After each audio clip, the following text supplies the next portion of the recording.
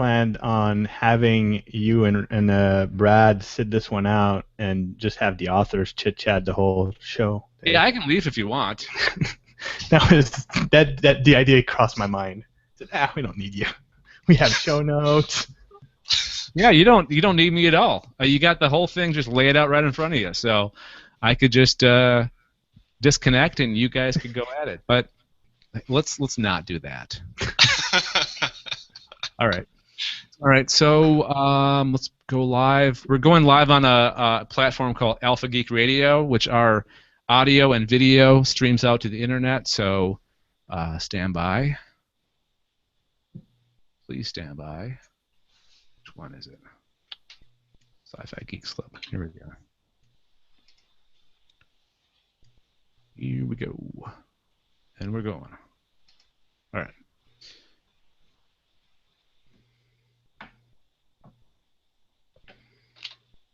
Should be getting a Twitter notification momentarily. There it is.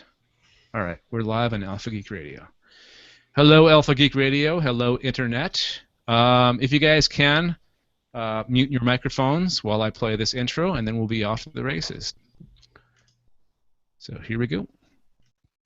I'm going to turn mine down, too.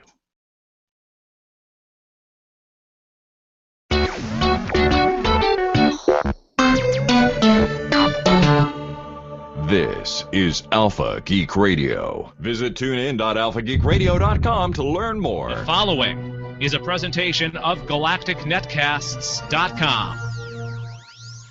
Attention, Galactic Collective. The Sci-Fi Geeks Club is next. Please, stand by. You can take part in the podcasts by providing feedback. Send a message to galacticnetcasts@gmail.com. Call the voicemail number at 805-328-3966 or leave an audio message directly on our website, galacticnetcasts.com. We also invite you to join the Galactic Collective. All the information and links can be found at gncasts.com/Galactic Collective. That's gncasts.com/Galactic Collective. Now, without further ado, hear ye, hear ye! Another meeting of the Sci-Fi Geeks Club is officially called to order! Why, hello there. Welcome to another production of Galactic Netcasts. I'm Dave Nelson, and joining me this week on the host panel, Mr. JF Dubeau. Hello, JF. Hi, Dave. How are you doing, my fellow Canadian? I'm doing good, my fellow Canadian, although you are more actual Canadian than I am. I know, you're kind of an imposter. I am. I'm waiting. I'm on the bench, to use a baseball metaphor. Oh, sports ball. Yeah. That's an interesting show to talk about that. Go on. That person right there, the person laughing, is our guest this week. He is a lifelong Stephen King and Doctor Who fan. He's also a writer who has created his own universe of connected fiction called The Tomb's Legacy. His debut sci-fi novel, The Face Stealer, is the first book in the series and sets up his fictional world. The second, set 100 years in the future, looks at the repercussions from the first book. Welcome to the Sci-Fi Geeks Club, all the way from the UK and the future. Robert Scott-Norton. Hey, Rob. Hi, good morning. How are you doing? Good. How are you? Yeah, I'm good. I'm fine. I'm awake. I'm here. What time is it there? It's 3 a.m. Oh, dear God. What do you do to people? But, you know, today's a great day already. You know, when it comes to you, it's going to be fantastic. Cool. Well, thank you for getting up in the middle of the night for us. I know that's rough, but we really appreciate it. Now, I feel like I'm in the minority on this episode because I'm the only person here that's not a novelist. Because you guys are both have books and stuff. You both write things down. It sounds like Robert's a bit more advanced in that career path than I am, though. Do you think? It's I don't know. You look like you have actually published works. anyone can publish. It's easy. Well, okay, let's do this. Let's start with Rob. Rob, why don't you just kind of break down real quick your writing history and the books that you have published, and then we'll move on to JF, and then we'll move on with the podcast. So, Okay. The Face Stealer. Tell us all about it. It sounds really. It sounds really. I don't want my face being stolen. That's not good. I did get some criticism over the title, the 2B movie, I think, at one point. But it's kind of in the vein of Torchwood, bit X-Files-y maybe. It's a sci-fi thriller. It's set in Southport, which is my hometown.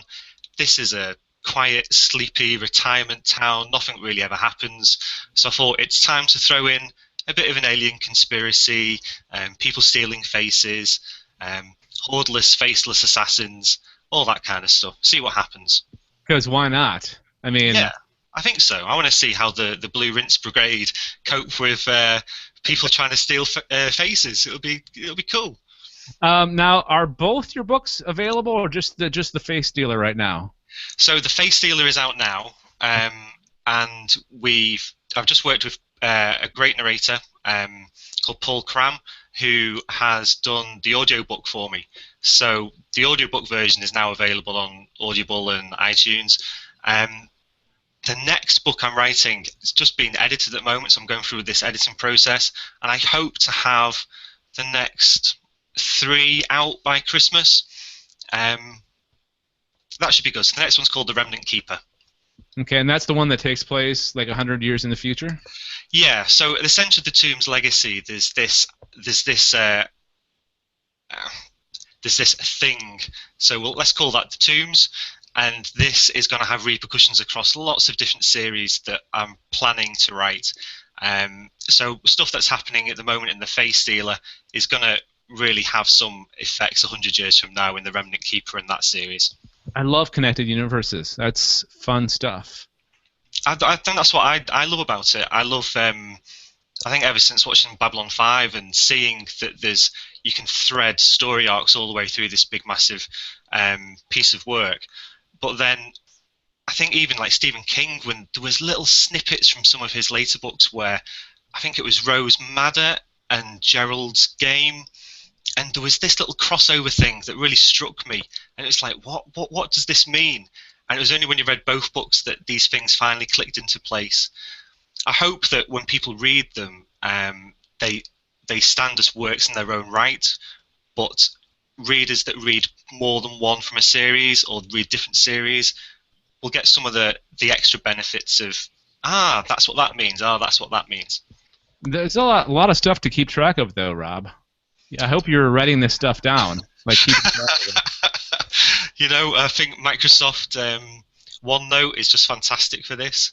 Keeping my own little wiki inside of that to keep track of all of these different events. Yeah, but this is writers. This is what we do. It's all a big mess up here, and try to make some sense of it on the page. All right, so real quick, JF, I know you've been on a ton of times, and we talked about your previous book, but you have a new one that you're working on, right? Yeah, it's worked on. I've done maybe 3 drafts of it so far, and I decided to toss it into a Needing Share contest that's going on currently.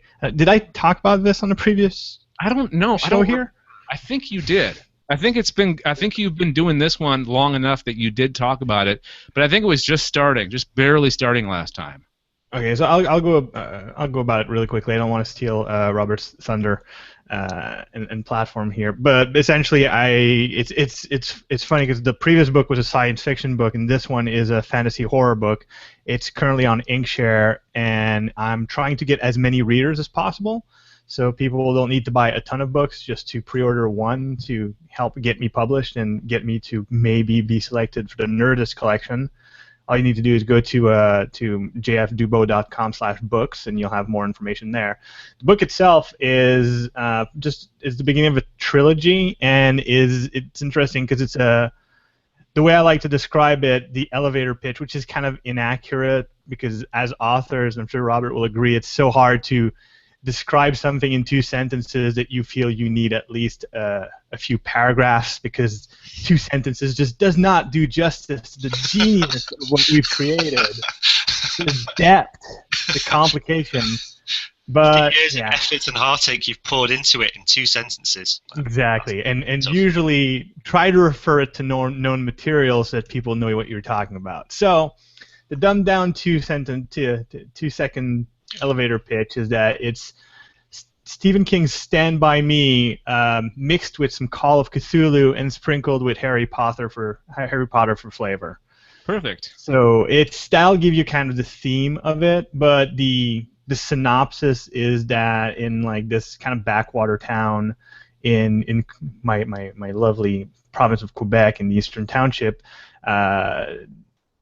there's this sort of great old god that, because of some cheap magic tricks, gets trapped somewhere, well, in a backyard shed, and basically the main characters need to sort of unravel the history of their town to figure out how to contain it, because it's evil and slowly getting free and, well, corrupting the town as it goes along. And it's basically the uncover the secret hidden history of their small town in the process. You guys both really hate your small towns.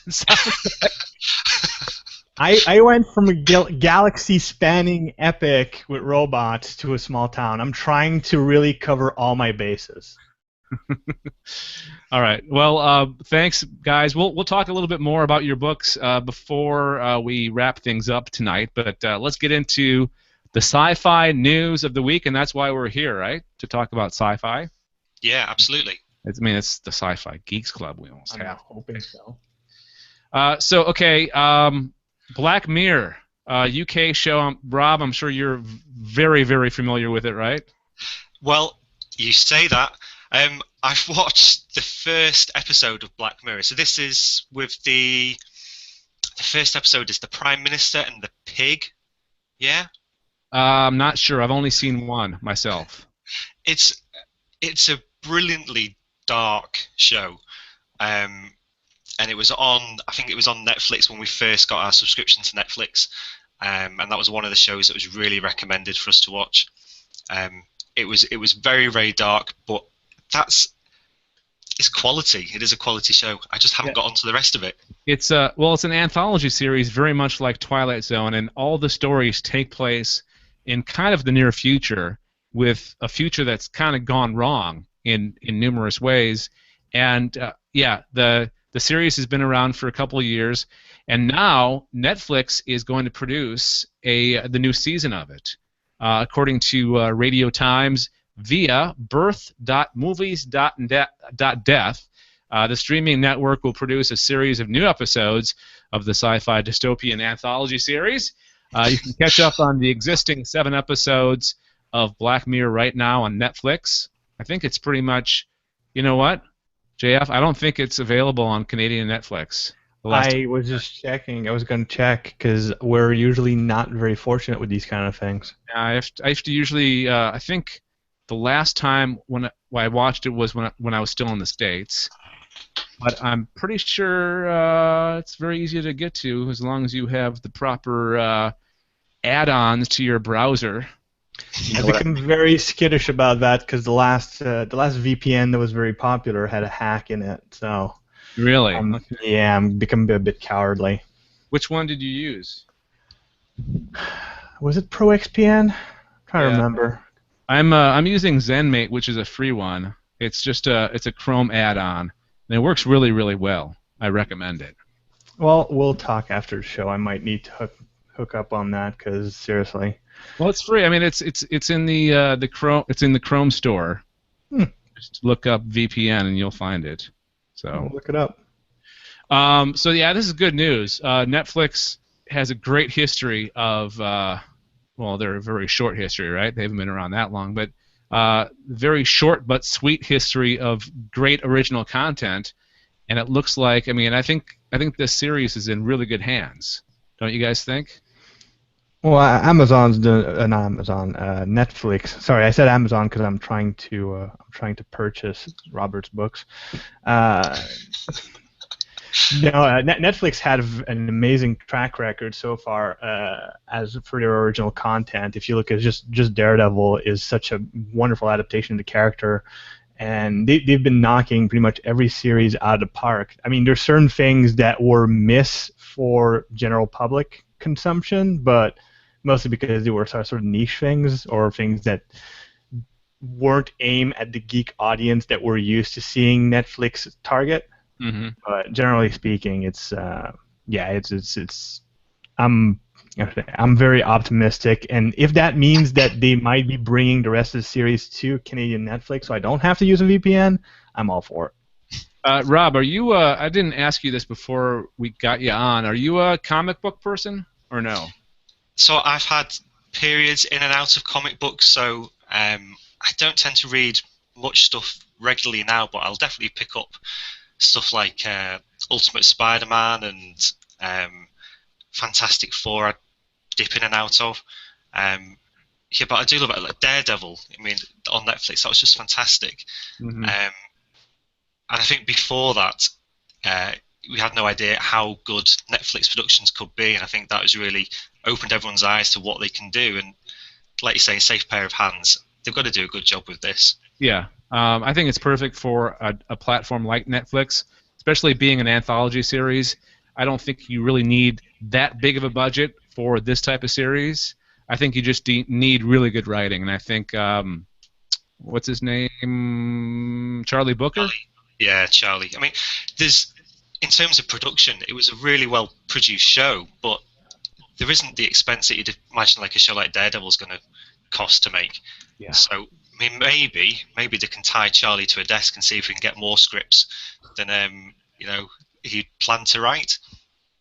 Well, it sounds like he's working on them right now. So, yeah, maybe they can get a larger season or series. Sorry, a larger series out of him than just what he's done so far.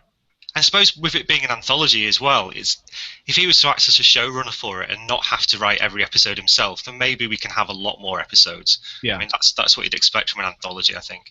Yeah.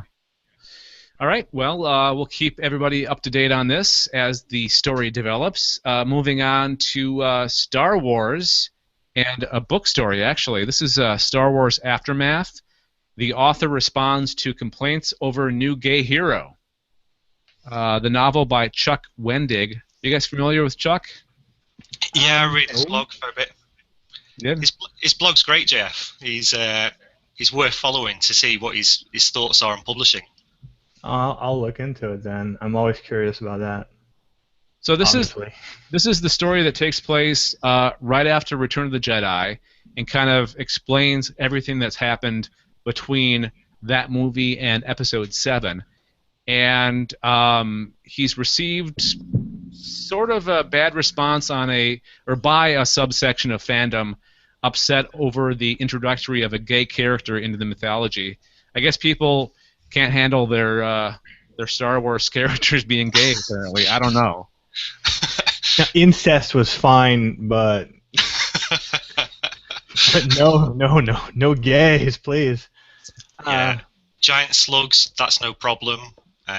Yeah, gay characters. Whoa, it seems a strange thing to get concerned about. And apparently, it's only like mentioned once during the entire book. Like it's almost in passing that he mentions that he's gay.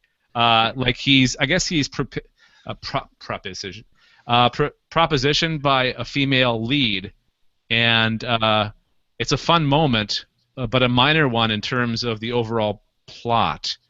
So it's not really a major part of the story. He just happens to be gay. So what's the big deal?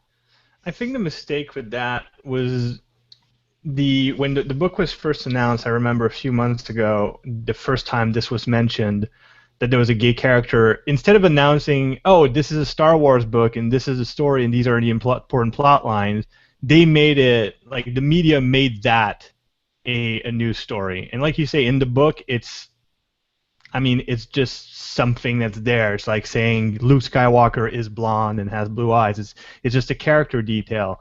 But the media blew it out of proportion and brought attention to what should have been a minor fact, which I think is a gargantuan mistake. I know what they meant well because they wanted to make the novel look more progressive, but to be progressive, you need to just accept that these things are part of the story and not make a big deal out of it.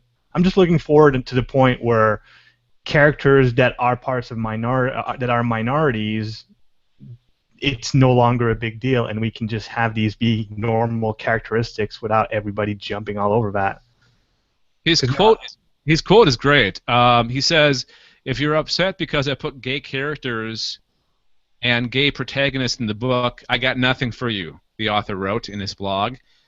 "Sorry, you squawking saurian. Meteor's coming, and it's a fabulously gay Nyan cat meteor with a rainbow trailing behind it, and your mode of thought will be extinct.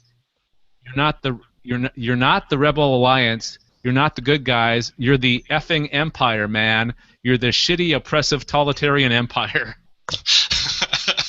Totally. I wouldn't even have said that because some people will say, "Oh, cool, I'm a cis. I'm so badass." You're neither. This mode of thinking in 2015, you're neither the Rebel Alliance or the Empire. You're irrelevant. Yeah. That's true. You're passé. You're from a bygone age that doesn't matter anymore. Mm-hmm. Yeah. I wish the media wouldn't make. I wish they wouldn't have pointed this out because it's not that. It shouldn't be a big deal, but they made it a big deal. Exactly, and that's my point. Like, I want to see diversity. I just don't want everybody pointing their finger at diversity all the time, because that defeats the purpose of accepting diversity. Accepting diversity means having it integrated in our media in this absolutely natural and normal organic fashion, not always pointing and going gay or black. Even if you're doing it because you think you're doing good, you're still setting these traits apart and basically reinforcing the problem. Mm-hmm. Bad media. Yeah, it's really too bad that it has to be a big deal in this day and age. It doesn't have to be a big deal. Like when they change the race of a character like Miles Morales being Spider-Man, who cares? I do care that they changed the race of Johnny Storm, and hear me out.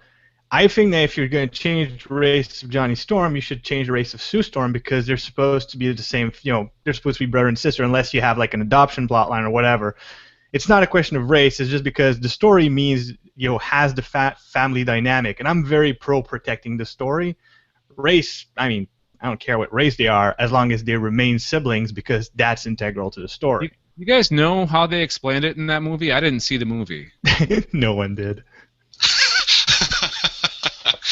I don't know. Was there an adoption thing?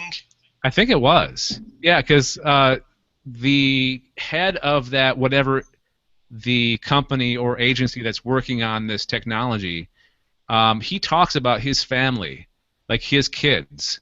So I think, and he's black. So I think maybe Sue was adopted, possibly. So they still kept the family dynamic. Yeah. Okay, no, I don't care. Yeah. Well, going back to the gay thing, 10 years ago when Doctor Who came back and Russell T Davies was announced as the showrunner for that, the British media were all over that as well. Oh, there's going to be a gay agenda.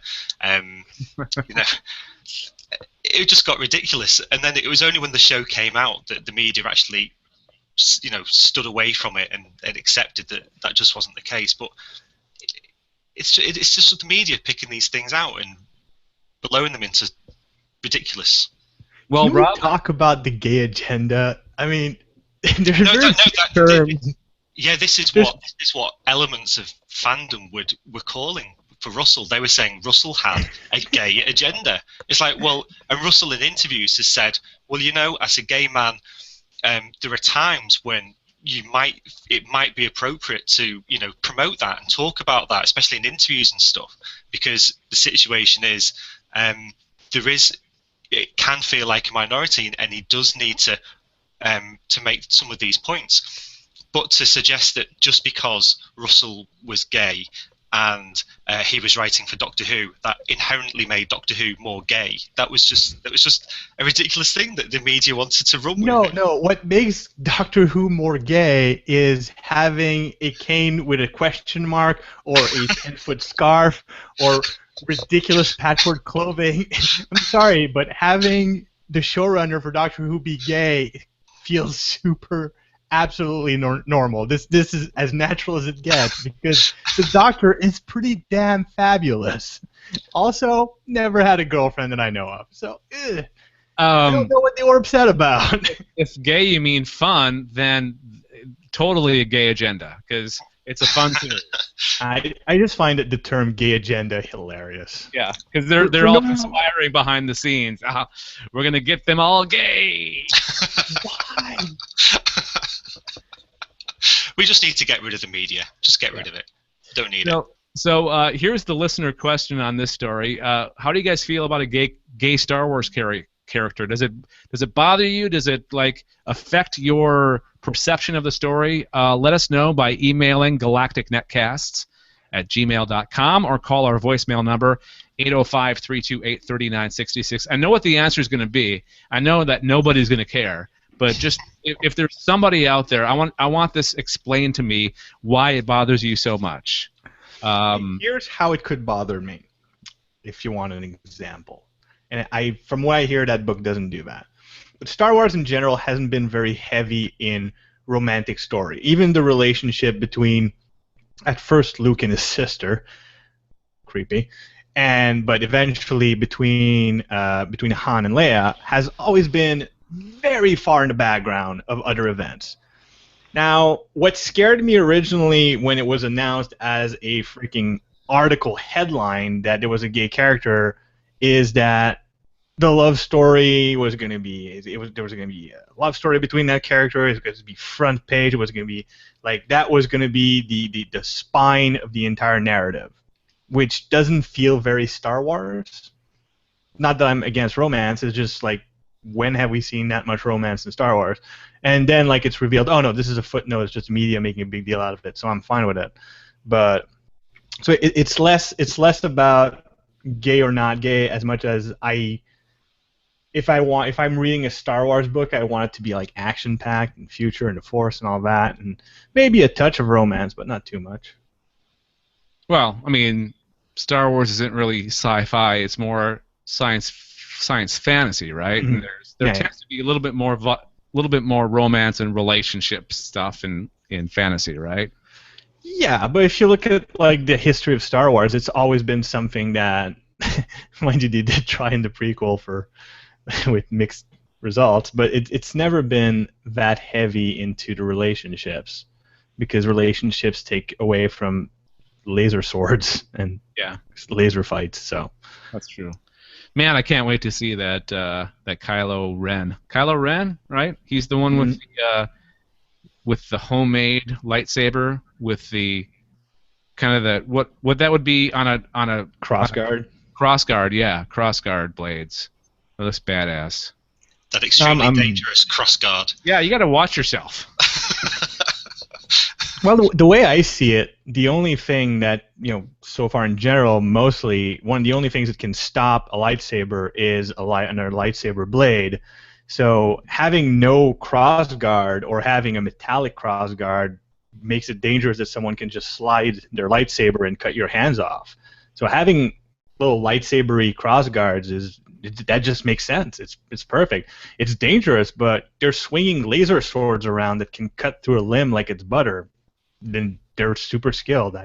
Surely they can handle a crossguard.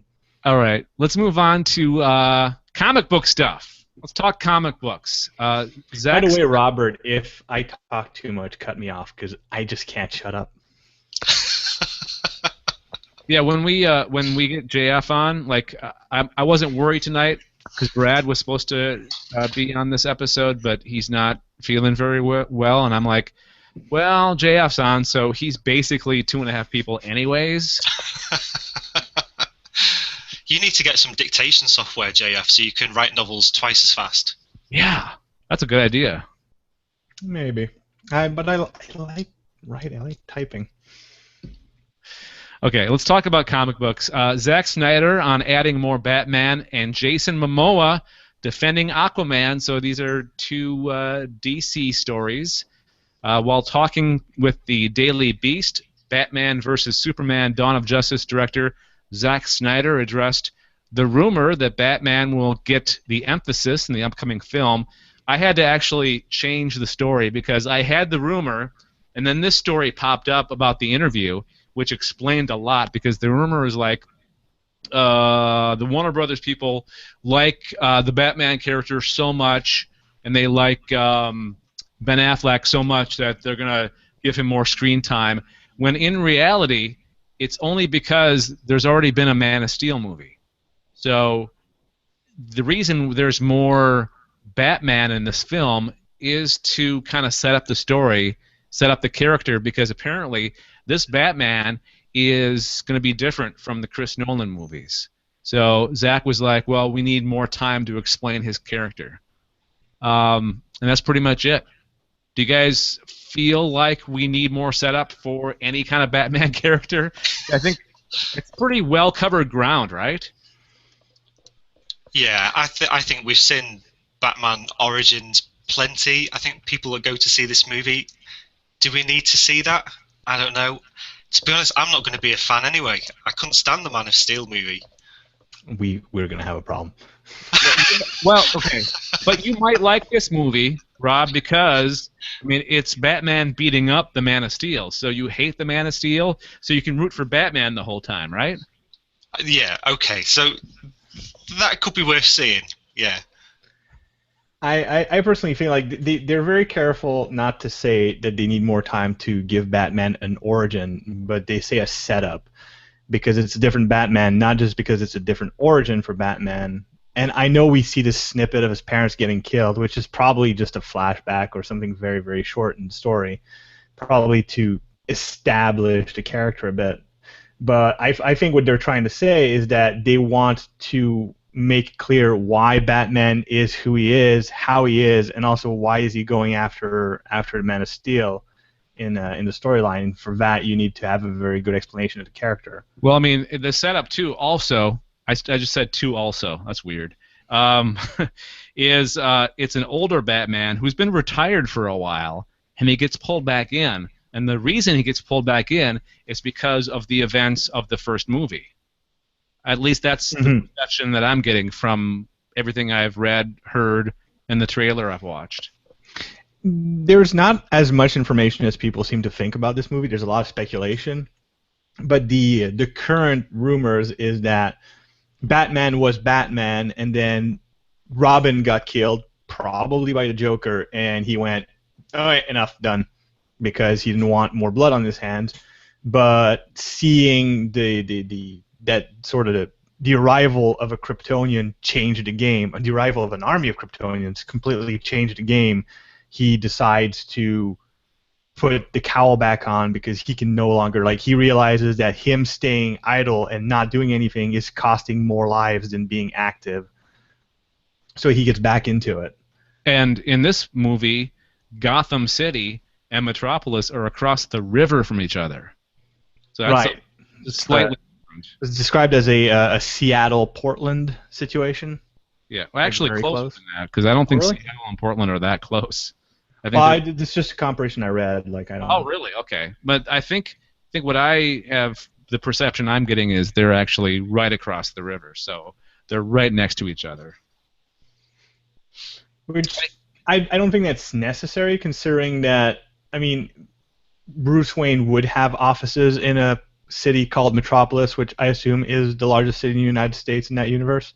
Yeah. If, Wayne Industries, like, I've always found it kind of weird that Wayne Industries is only in Gotham. Most billion-dollar corporations might have their head office in one city, but they'll have other offices elsewhere. Yeah. I don't know. Maybe they do have them elsewhere. They just don't say it. They don't talk about it. That's true. That's true. But anyways, the idea, like, what's been made clear is that during the fight, and we see it clearly. People pointed it out as an Easter egg in Man of Steel, but turns out it was more than that. And we see a Wayne Industries building gets scrapped, and they make it clear that obviously he had at least employees, probably friends, maybe family in there, which is what makes him sort of angry. And going back to the whole more Batman, there is going to be more Batman because Batman's going to also be in the Suicide Squad movie next year. And then Ben Affleck is directing his own standalone Batman movie. There's no word yet of another Man of Steel movie. So it does definitely sound like there's going to be more Batman. Yeah, well, the problem with Superman is damn near impossible to write for, because, and that is one of the reasons why I personally liked Man of Steel, is because they created a flawed Superman, or a Superman with an arc. A lot of people were pissed because, oh, Superman is not perfect yet. But if you start a movie with a Superman that's perfect, you wind up with the Superman movies that we've already had, where basically there's only two things that can defeat him: kryptonite and kidnapping his girlfriend, which is stuff that we've seen so many times. The idea that they've started with a Superman that needs to learn his limitation, learn where he fits in the world, gave him an arc. And if you're going to have a main character that is going to be the tentpole, not just for one movie, but for an entire universe, and Superman is the tentpole for DC, you don't have a choice. When you have a god in your story, he's central, period, inevitable. So having Superman have an arc, sort of a development that's going to happen over several movies, is, I think, crucial and important and interesting, as opposed to just having him go, I'll save all the kitties stuck in trees because I'm goddamn Superman. Also, if you're trying to create a somewhat realistic, not too goofy series of especially a series of movies where you have a Superman, because Marvel doesn't have that problem. Marvel, one of their most powerful characters right now is Thor, and Thor's always busy in Asgard. The whole point of Superman is that he's quote-unquote trapped on Earth. And if you have Superman the way people want him to be, or the way people expect him to be, the first movie is Man of Steel, and the second movie is the world is perfect and nothing is wrong ever again, because he's a god. So you need to have that development. Yeah. And I'm curious, the idea of having that second movie be Batman trying to take him to task and beat the crap out of him is a very interesting move, and I'm curious to see where they're going to take that. Yeah, I think your argument is the first argument that I've heard that actually is convincing me to the pro-flawed Superman's story arc. Oh, it's not a perfect movie. I'm just saying that what a lot of people have clamored that they wanted out of that movie would have been a boring movie. It would have been a terrible movie. Rob, what did you not like about Man of Steel? I think it was more, maybe visually and tonally, it was just such a dark movie just to watch. And perhaps I was one of those few that loved Superman Returns and just loved the colourfulness of it, and maybe there was the nostalgia kick as well with the John Williams stuff kicking in, and maybe my childhood was betraying me a little bit. I just couldn't find the heart in Man of Steel. It just didn't float my boat at all. See, I'm an optimist. So the way I see it, and I'm hoping I'm right, because if I'm right, this is going to be absolutely brilliant. Is a lot like the common wisdom is that DC is supposed to be quote unquote catching up to Marvel by basically imitating their plan. Clearly, they're not doing that. They're doing their own thing. And I think their own thing is that they're starting in this dark place, and they're going to move to a lighter place. We're going to see more color. We're going to see more of that optimism as, first movie, you have a confused Clark Kent discovering what his limitations are and fighting other Kryptonians. It's a very dark place to start with.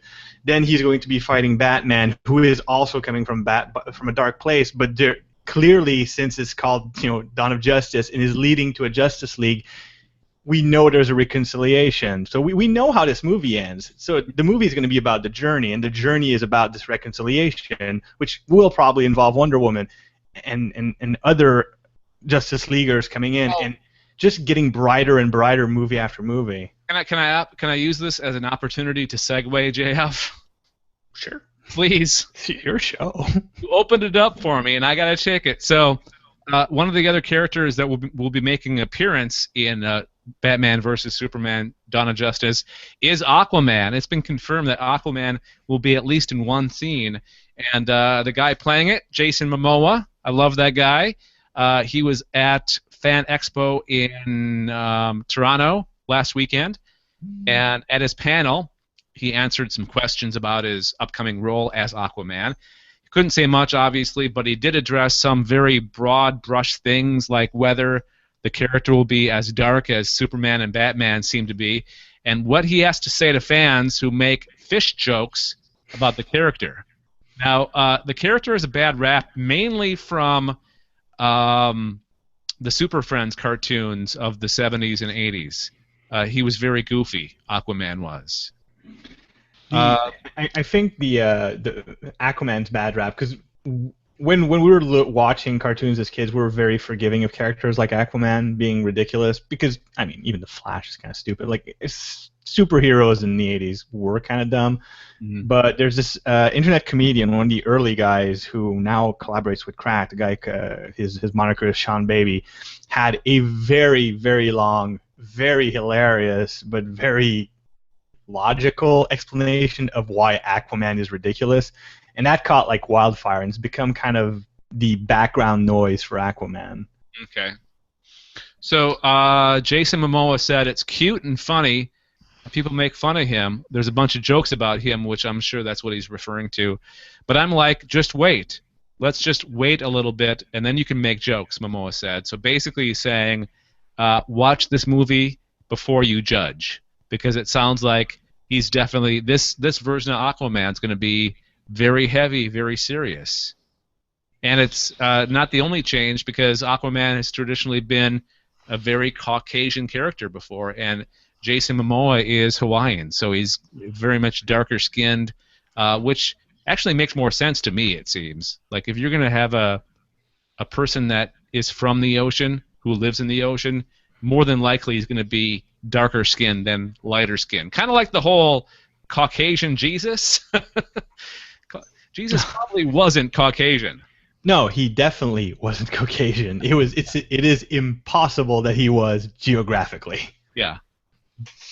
So we have Batman, we have Superman, we have Wonder Woman, and we have pretty much confirmed both Aquaman and the Flash will be making a brief appearance in Batman vs. Superman: Dawn of Justice next year. So we have the makings of the Justice League of America. So do you think that we're going to get that far with all of these movies? Because there's talk at the moment around a bit of superhero movie fatigue setting in, with lots of superhero movies planned over the next few years. The audience is going to get bored of this. I think they have too much of an investment. Unless attendance severely drops off, I don't see. I believe that they're going to at least get to the Justice League movie, because you have. I don't know if they'll get to the standalone Flash or Aquaman movie, but I definitely see them getting to both the Justice League and the standalone Batman movies, at least as far as, well, obviously as far as the DC universe goes. What do you think, JF? I think we're fine, because one of the things about superhero movies that's been mostly demonstrated by Marvel, actually, but DC is... I'll get to that. But Marvel has shown that their movies are not superhero movies. Ant-Man is a heist movie with a superhero. The first Captain America was a period piece with a superhero. The genre of the movie is isn't superhero. You have a genre, whatever they choose for it to be, and then they put a superhero in there, which means that even though superhero movies are all over the place, and we get about a dozen each year, they still all feel kind of different and sort of feed a different hunger. Now, one of the things that's interesting is the fact that DC has been getting a lot of flack for being so dark with their universe that they only have one movie of right now. So, but they've been getting a lot of flack for that. But I think if there is one company right now that is thrilled that DC is going dark, is Marvel. Not because they want DC to fail. They want DC to succeed with a darker universe, because then it feeds this variety in the superhero subgenre. Where there's so dark that light. Well, that's the thing. As long as there's a lot of variety in these movies, people will keep seeing them. The problem will come when they all feel like they're the same movie. Then we're not going to go see them. But as long as it feels fresh and new, and we can keep seeing different things every time we go to a superhero movie, we'll be able to stretch this out almost forever. Okay, so let's ask the listeners this question: do you think there is, or do you think there's going to be superhero and comic book movie fatigue? Let us know by emailing galacticnetcasts@gmail.com, galacticnetcasts@gmail.com, or jump on our website at gncasts.com and click on the, there's a little leave us a voice message thingy. That's the best word I can use for it. On the left-hand side of each page of our website, and just click on that, leave your voicemail there, let us know what you think about this. Is there superhero fatigue? Isn't there? What are your thoughts? Let us know. We would love your feedback on that. All right, so we've done DC. Let's do Marvel real quick. Captain America Civil War isn't about secret identities. That's what a new report over at birth.movies.death claims. Instead of going down the same route that is it Mark Miller or Mark Millar? I thought it was Mike Mylar. I don't know. Now you're just making things up. Like yes, the balloon material Mylar? Yeah, Mark Mylar sounds good. Okay. Yeah. Mark Millar and Stephen McNiven's Civil War comics have gone. They're not going that same direction. The Marvel Cinematic Universe will take a slightly different approach. In the upcoming movie, according to the report, there is no Registration Act. There are accords, a global move to govern the superheroes. Many of the world's governments are concerned about a unilateral superpowered strike force that answers to no one now that S.H.I.E.L.D. has been destroyed. The divide between Captain America and Iron Man boils down to that famous Latin quote that gave us one of the best comic book stories ever, "Who watches the Watchmen?" Which makes sense because most of the Marvel superheroes do not wear masks. I mean, the only one that will be wearing a mask, really, is Spider-Man, and he's going to be introduced in this movie. So he hasn't really even been around yet in the MCU, right? You guys still there?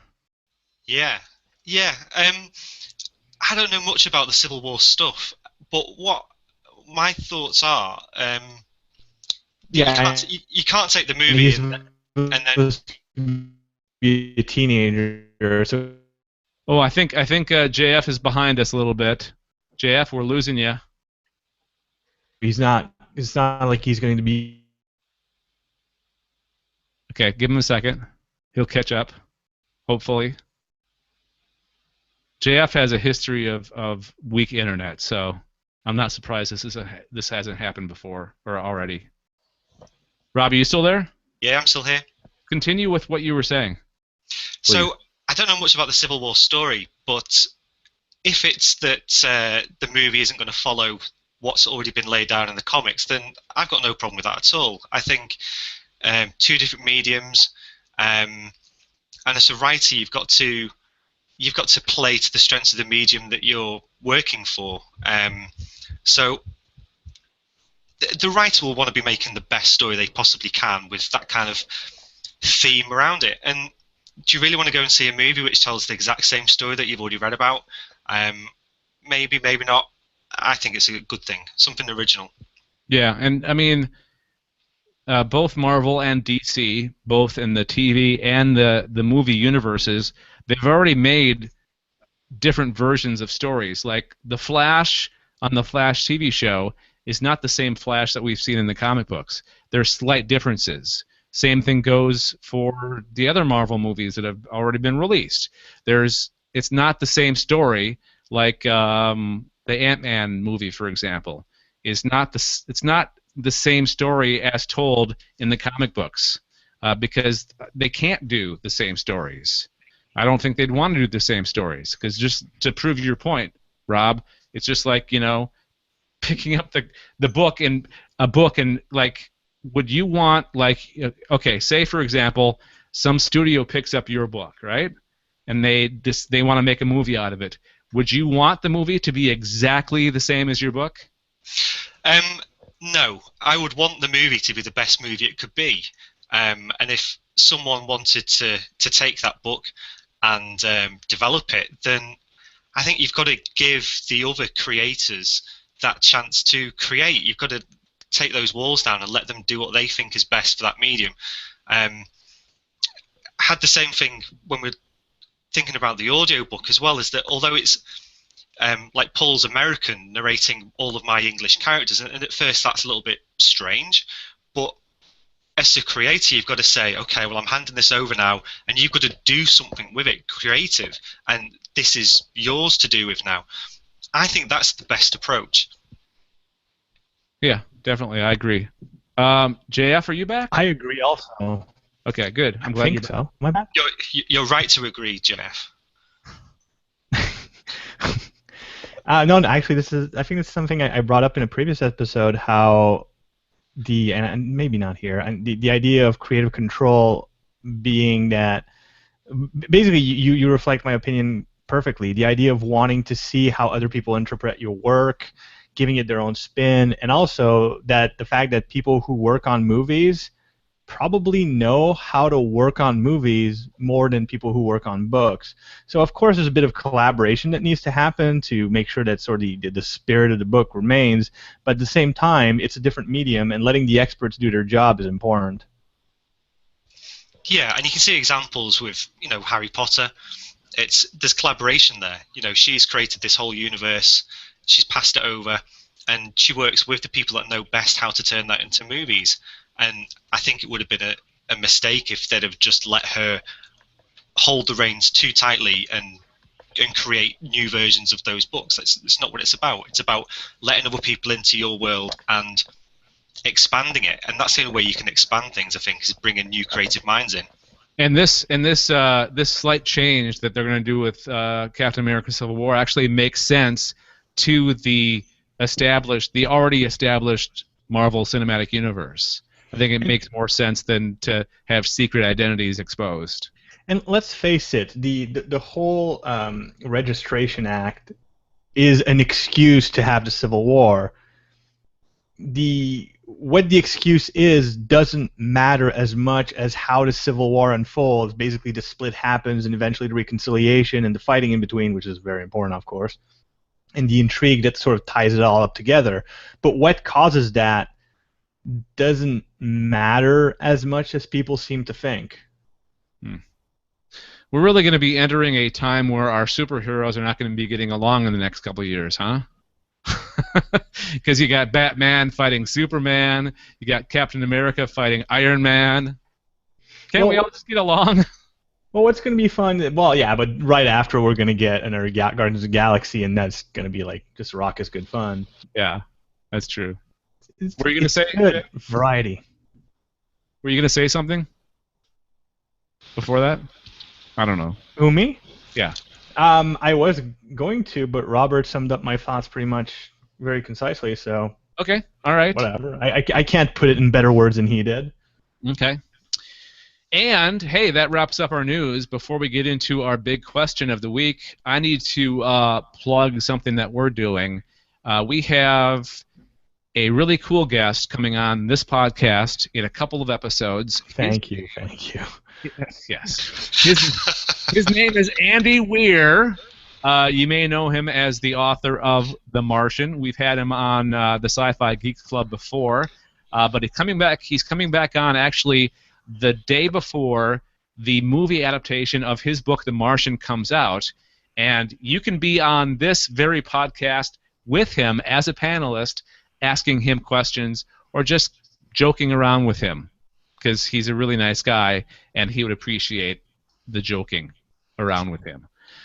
So how you can get in on this podcast and be on the podcast with Andy Weir is just by going to we have a very short web address to remember. It's tiny.cc/Andy Weir, tiny.cc/Andy Weir, and all the details will be on that page to tell you how you can get in on this cool contest.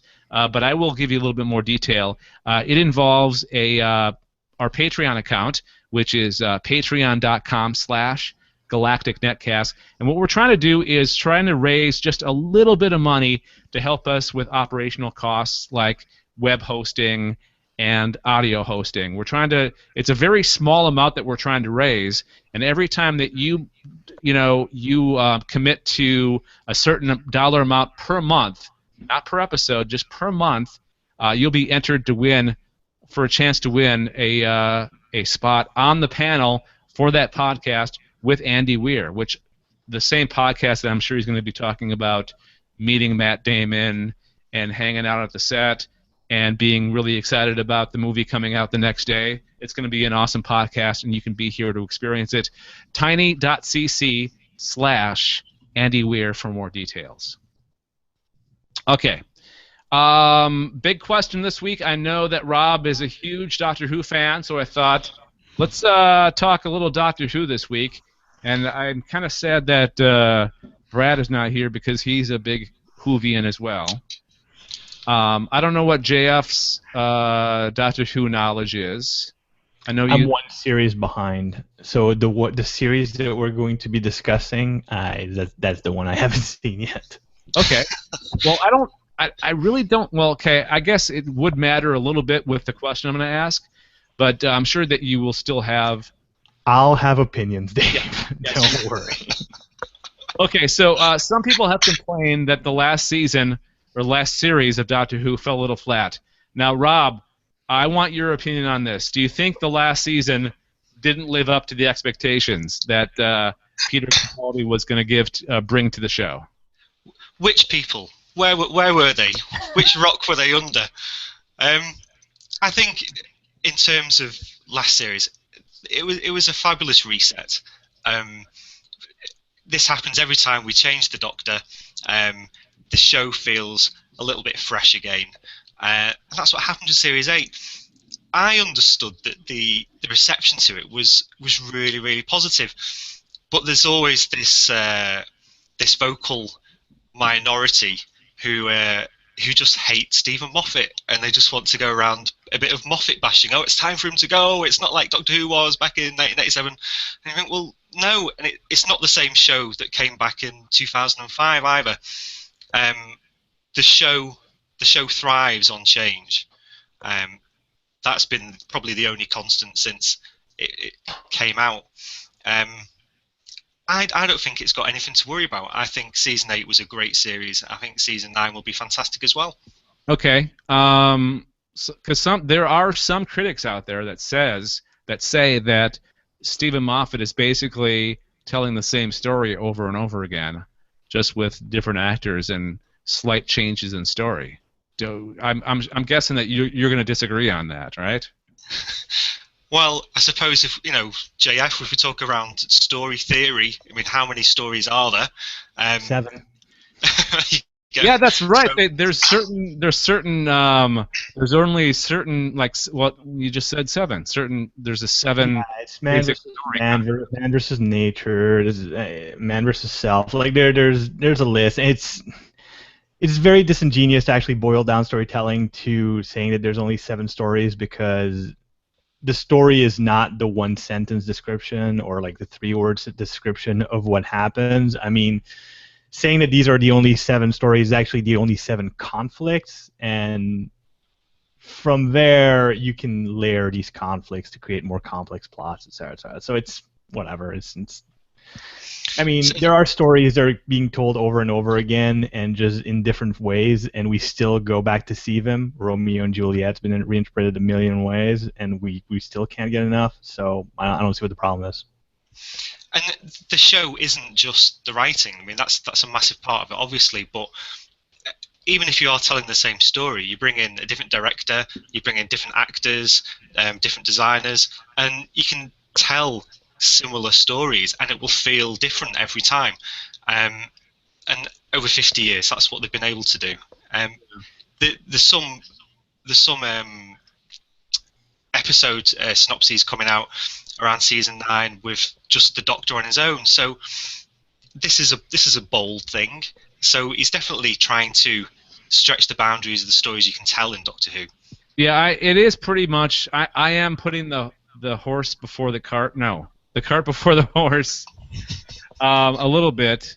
I mean, it's kind of too early to say that this next season, we're going to need some change after this next season. I'm just playing devil's advocate. I mean, I am speaking in the words of some of the critics out there that said that last season was a little bit weaker than previous seasons. Like, we're not accusing you, Dave. It's cool. It's all good. I'm just trying to cultivate some lively discussion here. I'm trying to create conflict, actually. Well, so, to be honest, I mean, go ahead, Robert. I was going to say, so have you heard of the rumor that Private Eye magazine was putting out that maybe season 10 wouldn't be a full series next year? Yeah, I heard the rumor that there's not going to be any new episodes in 2016. That's what I heard. Besides maybe the Christmas special. So far, there's been nothing to prove or disprove that. I don't think that was a great idea when they did Every Tenants last year. We had some patchy episodes. I don't think they'll be going for that this year, or next year rather. Okay, so let me just stir the pot a little bit more here. What would you guys, especially Rob, feel about maybe a new showrunner or maybe a female doctor? Do you think we'll ever get to the point where we will need to implement either one or both of those? Well, I think a new showrunner is inevitable at some point. I'm not one of the crowd that want to get rid of Stephen Moffat. I think he has done a fantastic amount with the show, brought a worldwide audience to it that wasn't quite there before. The BBC, I don't think, would have any problem with him. I think the biggest threats to Doctor Who are probably the funding that the BBC is getting to make it. Stephen Moffat, fine. Female Doctor, fine. No problems with any of these things. It needs to happen when it needs to happen, and as long as you've got strong actors and people that love the show, I think the show will just carry on being brilliant. Just don't do something for the sake of doing it. No, absolutely not. No. Yeah. And as Stephen Moffat said, he gets asked this a lot. Can't we have a female Doctor? Well, he said they will cast the best actor in that role, and I think that's what needs to happen. If it's a female, fine. That's fine. It's all there. The universe can do whatever it likes. All been established in the Doctor Who universe. All of this, it doesn't matter. If they do get a female Doctor, I want to put my vote in for what's her name that plays Peggy Carter. You guys need to help. I know who you're talking about. I don't want a female Doctor. I want a female Gallifreyan who is basically not the Doctor, but another different Gallifreyan, is also good, not evil like the Master, but has different methods than the Doctor, and have them sort of bounce off each other. I want to see a different inter-Gallifreyan dynamic happen on that show. Well, that may happen because, I mean, it's possible that Gallifrey will eventually show up. It's still in that pocket universe, as I recall, right? But you don't need the whole thing. Just one Doctor. She's female, and they have, because you could have such amazing storylines where either they're on opposite sides working together, then you throw in River Song in there for a love triangle. It can be so weird and cool and bizarre and fun to do that. Instead of just gender swapping the Doctor and having the same adventures that they're having, but with a male cute companion and placid sexual tension, it's that would be a repeat. No, throw in something new. If you're gonna have a female Doctor, just have it be a different character and like spin the storyline around, like spin this thing on its head a bit. There was a rumor going around that Maisie Williams was supposedly going to be Susan Foreman, the Doctor's granddaughter from the first series back in 1963, but that's since been debunked. It's going to be a totally new character. But I think you could do that if you want to do the female Gallifreyan. That would be interesting to bring that character back because she hasn't been seen since the early 1960s. And I've told you my theory, right? That okay, so you have the Doctor, and then you have the Master, which is another Gallifreyan. And if you look at various university diplomas, there's room for the Bachelor, which would be a less credible Gallifreyan time traveler. I think it is time for that character to make its appearance. Its lazy appearance. There's been plenty of other Time Lords through the history of the show. I think bringing back old characters like Susan Foreman, if they were to bring Susan back, I think that would be. I think that's a bit of a stretch for the modern audiences to say, here you go, here's a character you haven't seen since 1964, and this is why we brought for the majority of the people watching Doctor Who right now. Here's a character you've never seen because you weren't born or ever heard of. Well, I don't think it would matter. I mean, it would be cool for the people that knew who the character was, but also if it's written properly and they have good stories, it wouldn't matter for people that wouldn't know who she was, in my opinion, at least. So I think if people want Susan Foreman, they can go to Big Finish Productions, and there's a few stories there with Susan in there meeting newer versions of the Doctor. Yeah, I don't know. Is that stuff? Is the Big Finish stuff? Is that canon? I think the feeling with Doctor Who canon is that everything's canon. Even all the stuff that contradicts itself, everything has to be canon because it does just contradict itself. Big Finish is moving, I suppose, more towards what you consider canon because they've got the rights to use some of the new the new monsters in the show, and they're doing the new Unit series with Kate and Osgood. So I think it's definitely seen as being more canon than it used to be. But you go back to all the books, all the new adventure books and audio plays in the past, and you think, well, what is canon? It doesn't matter. If it's Doctor Who and it's fun, that's okay for me. Okay, so one last thing before we move on to the next item on the list of things to do. Rob, what are you looking forward to in this new season? This sounds really stupid, but just sitting down with the kids and watching it. It's a great thing to sit down with the kids on a Saturday night and have something to look forward to, and they can be excited by it and understand it and be a little bit scared by it, and that's why I love the show now. Are you hoping that they get scared and jump behind the couch? It's not the scared somewhat. I mean, my boy's 4, and he loves the Daleks. The Daleks are just the best thing ever. He's not scared by the Daleks. They're cool. I think the only time he was scared by the Daleks was when he stole a couple of my toy Daleks and left them on his bedroom floor, and I told him that, at night time when he's asleep, they do move a bit. That probably wasn't the thing to say because they came back into my room the very next morning. Can we talk about the Daleks for 2 minutes? Yeah. Go ahead. Like Dave's defeated. Yeah, if it will shut you up, damn.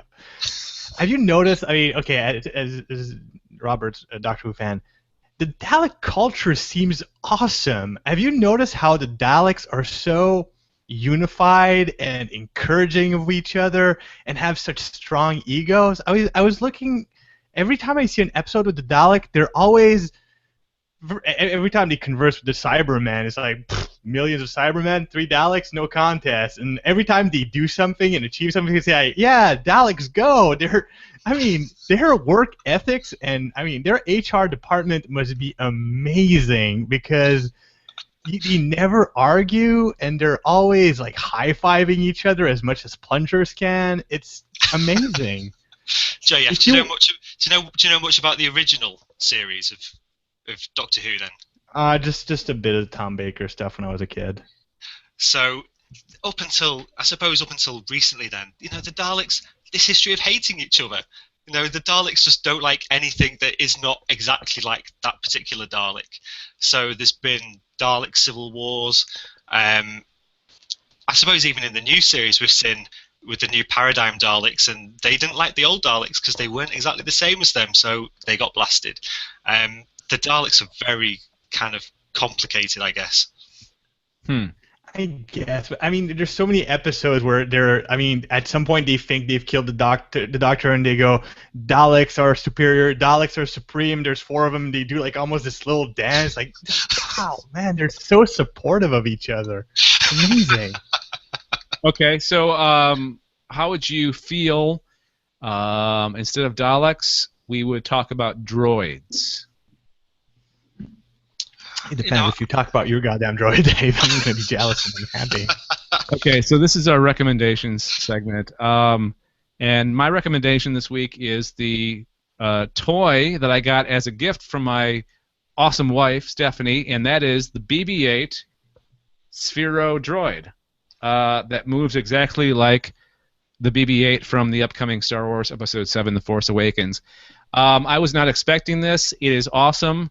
It's fun to play with. I did an unboxing video and a hands-on video that you can check out on the Galactic Netcasts YouTube channel, youtube.com/Galactic Netcasts. It's fun. It does a lot of neat things. You can actually have a patrol on its own. Like BB-8 will just cruise around your room as long as its battery holds out, and as long as it's connected to whatever device, because it needs an app for it to work. So once you get this, you need to download the app from your App Store or iTunes, and it's only available. It's not available on every platform. I found out. Like it's not available on my Moto G, so I had to use my wife's iPad, which is better because it's got this really beautiful interface. So you can have it go on patrol. You can drive it yourself. You can give it commands just like Google Now or Siri or any of those. You can say, it's a trap is one of the commands, and it'll go cruising. It'll find a place to hide. It's fun. And it reacts like to your commands. It makes different noises like it's speaking to you. It also has a 3D message feature where you record a message on your device and then play it back. You have to point your device towards BB-8, and it looks like it's projecting a 3D message, just like R2-D2 from Episode 4. So yeah, it's pretty cool. It's the BB-8 Sphero droid. So Dave, what I'm thinking would be really cool is that BB-8 is out now as a toy. We haven't seen the movie. What if BB-8 is a total jerk in the movie? What if he is, what if he is the new Jar Jar? We've got all of these these toys, and it's like he could be an absolute knob. And there's going to be a lot of pissed off people because he looks so damn cute. I mean, on that trailer, he's peeking around the corner. What's going on, buddy? Just me being a cute little droid. Have you noticed that his name BB-8 seems to be the initials for beach ball, and the 8 seems to be the number that looks the most like him? They probably did that on purpose. That's my theory. No, it's a great theory. Yeah. I have the weirdest theories. I'm jealous, Dave. Honestly, when that thing was announced, I looked for a place I could get it that wouldn't be too complicated, and I couldn't find anything locally. You know what sucks? Doesn't suck. It's good for me. But it almost didn't happen like this. She bought this on a whim. Like, she wasn't even kind of planning on getting it. Like, it was kind of last minute because my wife worked for Chapters, which is a chain of bookstores here in Canada, and the one that she worked at that we stopped by first, they were out but she called to another store and they actually had one, and we were going over to the other store for another reason to pick up something else. So she totally surprised me, and it was awesome that we got one because they were sold out all over the place. With good reason. It looks amazingly cool. Yeah. So check out the video again, youtube.com/galacticnetcast. I have unboxing and hands-on. I've seen the videos, and if you don't have one, it's a great way to live vicariously through Dave. All right. So, JF, do you have any recommendations this week? Wow. Actually, this is going to be weird. I've been watching the Clone Wars animated series recently. For anybody that really hated the prequels, I recommend watching Clone Wars because I don't want to say it redeems the prequels. The prequels still have a lot of their faults, but it makes you feel a lot better about them. It answers questions and it fills in certain gaps that makes you go, okay, it's not that bad. I'm not saying that it makes the prequels good. It makes them slightly more palatable, but the series itself is brilliant. It's an anthology series. It's not necessarily in chronological order. It doesn't focus on any particular character for very long. I mean, it goes back and forth between characters that you know, and it is not. It's very Star Wars in the sense that one moment it feels very for kids because it's got that dumb Ewok level or droid level humor, and then someone gets chopped in two by a lightsaber the next scene. So it's got that Star Wars feeling a lot. The acting is beautiful. They've got a few of the original actors to reprise some of their roles, and it really does a good job of explaining why some of the dumb things that happened. And here's the weird thing. We've all watched this documentary on the making of the prequels where we hear George Lucas make these terrible, terrible call about more CGI, more Jar Jar. Jar Jar is the key to all this. And just dumb decision after dumb decision. And then I was reading up on the making of Clone Wars, and he's involved as a producer, and he does the opposite, where a lot of the things I thought were brilliant ideas for the series are his idea. And I'm confused, like an adolescent growing hair for the first time in places. I don't know what happened. When was the clone? That was after the prequels, right? Yeah, it was after prequels, and it's supposed to basically bridge the gap between the episode 2 and episode 3. And there's these brilliant moments of with the use of the write. First of all, the writing is brilliant, the dialogue is brilliant, the use of music and dialogue and the scenes that they build where you sort of get the progression of Anakin towards the dark side feels more natural, more organic in that series. And I think someone that would watch the first episode would hate it. Then the second episode would go, eh. Then would watch that series, and then the third episode would probably end up with a very, very a much better experience than we've had just going through the theater. So that's my recommendation. Okay, well, cool. I've never watched any episode of the Clone Wars, so It's on Netflix. Oh, it is? Canada. Oh, okay. So maybe I should check that out. I do like Rebels a lot. So Yeah, Rebels is brilliant. Yeah. I'm the reason I started watching Clone Wars is because I want to watch Rebels, and I said I might as well watch Clone Wars first, and I'm not regretting it. You'll like Rebels a lot. It's got another cute droid. What's the Rob? What's the droid's name on Rebels? Chopper. Yeah, Chopper. Look, cute, funny, weird, sort of stereotypical things are part of the Star Wars DNA. The first scene in Episode 4 is a very fabulous droid chatting with another droid going beep, beep, boop as they're running around in the corridors of a starship. So anybody that says, "Oh no, humor has no place in Star Wars," sit down, settle down, buddy. It's the first thing you see. Yeah. So I'm eager for Rebels. All right. And the silly droid. Yeah, and by the way, Star Wars is everywhere. There's not a piece of merchandise that's not being touched in some way by Star Wars. I saw some creamers, some non-dairy creamers, not in the shape, but with the labels of C-3PO and R2-D2. I saw Boba Fett. I thought I saw Boba Fett. Possible. They're bringing out both the new characters and the old characters. I mean, no matter where you go, there's Star Wars merchandise. The blitz is on.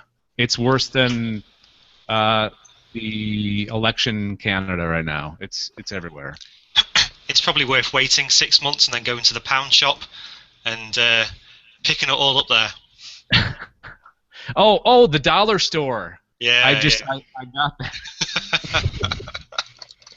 All right, Rob. Do you have any particular recommendations? So I've only got one tiny one, which was I don't know. Can this be seen on there?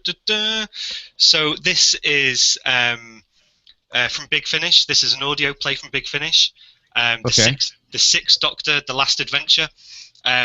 So proper Who geeks would know that when the Sixth Doctor changes into the Seventh Doctor, we just see the tiniest event at the beginning of Time in the Rani. We don't know how the Doctor needed to regenerate, so this story tells those adventures. It plugs this missing hole in Doctor Who mythology, and it's a cracking listen. Okay. Do you know what the website is for? Is it Big Finish? Just Google Big Finish Productions. Is that the? Yeah. I think it's just bigfinishproductions.com. Okay. No, sorry. It's bigfinish.com. Okay. All right. Cool. I love audio plays. I love audio dramas, and from what I've heard, they do a really, really good job. So. They're brilliant, and if you pay attention to them on Facebook as well, and you'll see when they do their offers, so you can get them for cheap, maybe like £2.99 for getting a complete story, and they're brilliant. Yeah, so much of it. Okay. All right. So feedback time. Darth Maul 23 emailed in at galacticnetcasts@gmail.com to comment about the live YouTube unboxing of the Star Wars toys we talked about last week. Neither of you guys were here. But he said that the favorite ones that he has seen, besides the BB-8, which I'm sure is on his list as well, is the Millennium Falcon and X-Wing fighter quadcopters. Have you guys seen these? Yes. Yeah, I mean they look pretty good. They're. If I was to get into, if I didn't already have a quadcopter, I definitely want that Millennium Falcon. But it's got to be just super spendy. I haven't priced it, but it's got to be up there in price. Is it out there to buy now? Can you get hold of it? I think so. Pretty sure. I've seen it. Let's see. Yeah, you guys Google. I mean, That's what I'm doing. I mean, it's the kind of thing that I'd try to fly in the house and it would just crash into everything. And they say, oh, it's super durable, but give it to my kids for 5 minutes and it'll be in pieces. Yeah, that's the. If you want to test how good a toy is, just give it to a couple of kids. It is 312 Canadian. Wow. Okay. Yeah, that's kind of spendy. They're just giving it away, aren't they? Well, like I say, next year, pound shop. Yeah. At least half price when the next movie comes out. Yeah. All right, one more piece of feedback. Daryl Johnson, a contributor to this podcast, he actually does a thing called Who Knew? It's a little, 3-minute podcast type thing. Well, it is a podcast. We call it a Galactic Net Bite every week. You can check it out on our website, gncasts.com. But we had a discussion last week about Under the Dome, and he sent us a voicemail about it, and here's what he has to say. Hi there, Dave. It's Daryl here, your European liaison officer. Under the Dome. Now, I have watched every single episode of Under the Dome. But would you like to know something? Oh, you're right. It needed putting out of its misery in Series 1. Why have I stuck with it? That's a very good question. I think It's to do with the acting. No, really. What a crock, frankly. But that's sort of why I like it. It's absolutely nothing like Stephen King's books. It's one of the worst science fiction premises I've ever had any dealings with. I think I watch it because it's so rubbish that it's watchable. But it needs to be put out of its misery. The dome needs to be shattered, and those actors never need to appear on TV. Is that harsh? Well, I don't think so. Anyway, that's the message from your European liaison officer. Thank you, Daryl. Rob, being a Stephen King fan, have you seen Under the Dome? And if so, what do you think of it? I've read the book, never watched the show. The book itself, though, that started out with really fantastic premise, and the end just went all over the place. No, I don't know anything about the TV series. Do you think they'll get out at the end? Is it being cancelled now? Yeah, it's being canceled. They're actually bringing the dome down, so they're actually they are going to get out. Oh, well, I don't think Daryl will be too happy with that. Maybe they should just let them rot in there. Yeah, exactly. All right, so feedback, galacticnetcasts@gmail.com. You can call our voicemail number, 805-328-3966, or jump onto our website, gncasts.com, and click that record your voice message. Before we talk about you guys, I got to remind everybody that you can subscribe to our podcasts, not just this one, the Sci-Fi Geeks Club, but all of our podcasts that we have. We have the Alien Invasion. We have the Sci-Fi Geeks Club. We have Weird World Weekly. We have Galactic Gaming News. Who Knew? We have Adventure Party, and we've got Podcast of Terror. So we have 7 podcasts right now, and there's more on the way. We're working on a comic book podcast. So check them all out at gncasts.com. Click on the subscribe tab for all the links to where to go, or just if you're on iTunes, if you do the iTunes thing, just search for the Sci-Fi Geeks Club or Galactic Netcasts, or we're also have all of our shows on Stitcher as well, or any place basically where you can get podcasts. Just search for ours and you will find it. Also, don't forget you can join the Galactic Collective by going to our website again, gncasts.com, and there's a square little image on the right-hand side of each screen that says Join the Galactic Collective, and it's basically a way of joining our community of fans, listeners, and people just that enjoy our podcast and follow us on social networks. And it's just a cute little name that we came up with, and yeah. Galactic Collective, details at gncasts.com. All right, JF Dubeau, thank you very much for being my cohort on this episode. Real quick. Can I really just plug something real quick? Yeah, go ahead. I forgot something about the book thing I'm doing. Okay. I'm running this contest, actually. Oh, yeah, you want to kill somebody. I right? don't want to kill someone.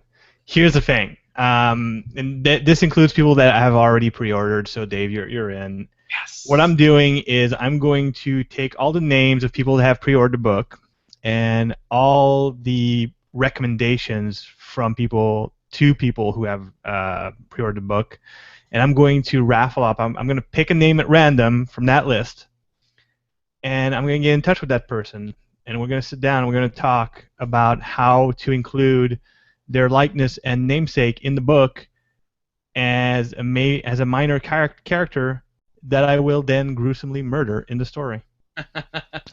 It's an incentive to, like, it's a horror fantasy book, so I'm going to be killing a bunch of people. I think I can manage to work in someone's likeness, and it's a cool way of getting people involved, of getting in touch with the community. At first I was doing this to drive more interest towards the book, but then I don't think I care anymore. I just want to publish the book so I can actually just kill one of my supporters in the book. That just abuses me to great length. So that's a thing I'm doing. So again, just go to jfdubeau.com/books to place in your pre-order and learn how you can reference the book and increase your chances of being killed. All right. Never have people been more excited about the possibility of dying than they are right now. Do they get to choose how they die? Well, that's why I want to have a discussion with them, because I want to be able to get the likeness that they want, not just like I want to nail the personality that they want. I want to use the name that they want, and also discuss death options. So obviously there's a certain limit to, because I don't want it to detract from the story. I don't want it to be this weird thing that doesn't fit just so I can run a contest. I need it to fit and flow with the story, and I've already got scenes where people get killed where I can probably change out someone very easily. But that's why I need to. Whoever does win this raffle, I want to have a chat on Skype or whatever, and discuss how they want to die with them. That's an important part. Exactly. Well, dying is an important stage in life, and you want to be able to plan it correctly. All right. Robert Scott-Norton, thank you for being our guest this week on the Sci-Fi Geeks Club. It was a pleasure having you on, man. Thank you so much. It's been great fun. You're welcome. Tell us again about your books and where people can find them, where people can find you online, all that great stuff. The easiest place to find me is robertscottnorton.com, and there you've got links to the two books I've got out at the moment. So there's The Face Stealer, and there is a collection of short stories called The Drifter. There's also the audiobook of The Face Stealer, and if you keep your eye on that page, over the next few months you should see the first 3 coming out of the new series. Awesome. Looking forward to that. Cool. Well, everybody, thank you for listening. I'm Dave Nelson, and on behalf of, I always have to remember everybody's name, Brad, Vanessa, and Matt. Hang on. Bye, Dad. We will talk to you guys next time for another presentation, another production of Galactic Netcast and the Sci-Fi Geeks Club. We'll talk to you guys later.